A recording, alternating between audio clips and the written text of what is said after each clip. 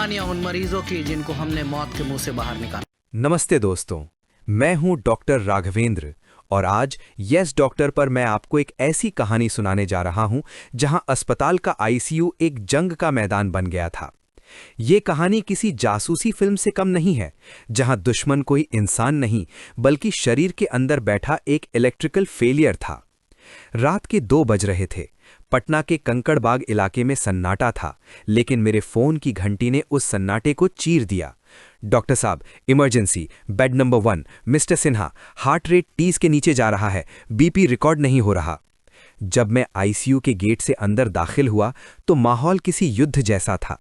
Monitor की beep beep की आवाज तेज और डरावनी थी। 65 साल के सिन्हा जी, जो कल तक ठीक लग रहे थे, आज मौत की दहलीज पर थे।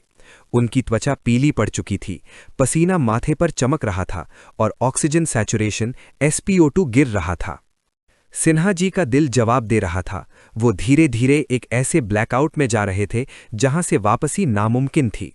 मैंने नर्स की तरफ देखा और चिल्लाया, एट्रोपिन लोड करो तुरंत। लेकिन मेरा दिमाग जानता था कि ये सिर्फ एक पैचवर्क है। असली दुश्मन कहीं गहरा छुपा था।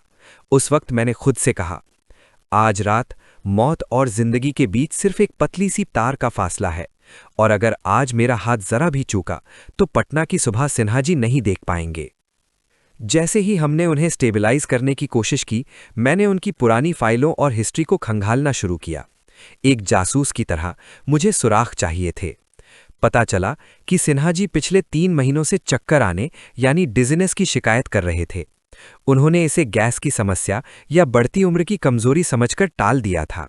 उन्होंने खुद से कुछ विटामिन की गोलियां ली और पटना के एक लोकल क्लिनिक से बीपी की दवा बदलवा ली। लेकिन सुराग कुछ और कह रहे थे। उनके पुराने ईसीजी में एक छोटा सा इशारा था, मोबिट्स टाइप 2 ब्लॉक। ये दिल के इलेक्ट्रिकल सिस्टम में एक ऐसी दरार थी जिसे उन्होंने नजरअंदाज किया। कल शाम एक शादी में उन्होंने थोड़ा जोर से डांस किया, उनके दिल का वो खराब तार पूरी तरह टूट गया। डायग्नोसिस साफ था, कंप्लीट हार्ट ब्लॉक यानी CHP। दिल के ऊपर के हिस्से से निचले हिस्से तक करंट पहुंचना बंद हो चुका था। ये एक इलेक्ट्रिकल सैबोटाज था। हमने एट्रोपिन दिया, लेकिन दिल की धड़कन 35 से ऊपर नहीं जा रही थी। हमने एक्सटर्नल पेसिंग शुरू की, छाती पर पैड्स लगाकर करंट देना। सिन्हा जी होश में थे। वो दर्द से कराह रहे थे, क्योंकि हर बिजली का झटका उनकी मांसपेशियों को झकझोर रहा था। डॉक्टर साहब, बहुत दर्द हो रहा है, मुझे बचा लीजिए, उन्होंने धीमी आवाज में कहा। तभी मॉनिटर चिल्लाया, बीपी गिरकर 70/40 पर आ गया। एक्सटर्नल पेसिंग काम नहीं कर रही थी। मरीज का शरीर नीला पड़ने लगा था। अब हमारे पास सिर्फ एक रास्ता बचा था, ट्रांसवीनस पेसमेकर इंसर्शन। हमें एक तार को उनकी नस के रास्ते सीधे दिल के अंदर डालना था। लेकिन चुनौती ये थी कि उनका बीपी इतना कम था कि नसें पिचक गई थीं। एक गलत पंक्चर और उनके फेफड़ों में खून भर सकता था। घड़ी टिक टिक कर रही थी। मैंने गहरी सांस ली। स्टेराइल गाउन लाओ, पेसिंग किट तैयार करो।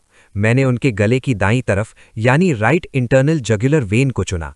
ये सीधा रास्ता था दिल तक पहुंचने का। अल्ट्रासाउंड की मदद से मैंने नस को लोकेट किया। सुई अंदर गई, खून का एक गहरा लाल फुआरा। हम सही जगह थे। अब असली खेल शुरू हुआ। मैंने शीत के जरिए बलून टिप कैथेटर को अंदर डाला। मॉनिटर पर ईसीजी की वेव फॉर्म को देखते हुए मैं उस तार को अंधेरे में नेविगेट कर रहा था। जैसे ही तार राइट वेंट्रिकल में पहुंचा, ईसीजी की लहरें बदल गई। मैंने पेसिंग बॉक्स को तार से जोड़ा और स्विच ऑन किया। 60, 70, 80। अचानक मॉनिटर की आवाज बदल गई। एक रिदम आ गई थी। सिन्हा जी ने एक लंबी सांस ली। उनकी आंखों में फिर से चमक लौट आई। हमने कैप्चर हासिल कर लिया था। करंट अब सीधे उनके दिल की दीवारों को धड़का रहा था। मिशन सफल रहा। दोस्तों, सिन्हा जी अब ठीक हैं और उन्हें अब एक परमानेंट पेसमेकर लग चुका है। लेकिन इस कहानी से हमें क्या सीखना है? 1. सतर्कता को ना पहचानना। अगर आपको बार बार चक्कर आते हैं, अचानक बेहोशी महसूस होती है या सीने में भारीपन के साथ धड़कन बहुत कम लगती है, तो इसे गैस समझकर नजरअंदाज ना करें। ये हार्ट ब्लॉक का संकेत हो सकता है। 2. सेल्फ मेडिकेशन का खतरा।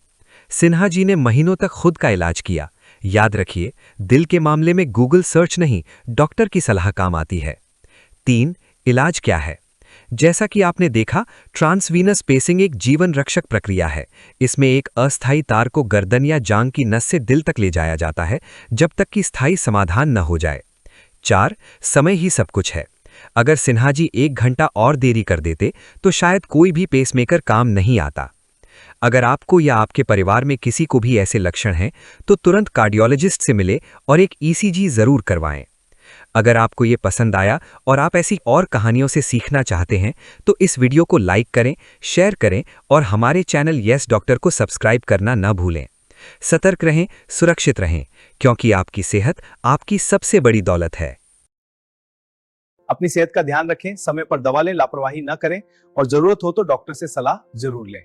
आप देख रहे हैं यस डॉक्टर। डॉक्टर राघवेंद्र प्रसाद एक एनेस्थेसियोलॉजिस्ट, क्रिटिकल केयर स्पेशलिस्ट और फिजिशियन हैं। वे 20 वर्षों से इस क्षेत्र में कार्यरत हैं और उन्हें एम्स, नई दिल्ली सहित कई संस्थानों में काम करने का व्यापक अनुभव है। Subscribe and press the bell icon to stay updated with our latest health tips and advice.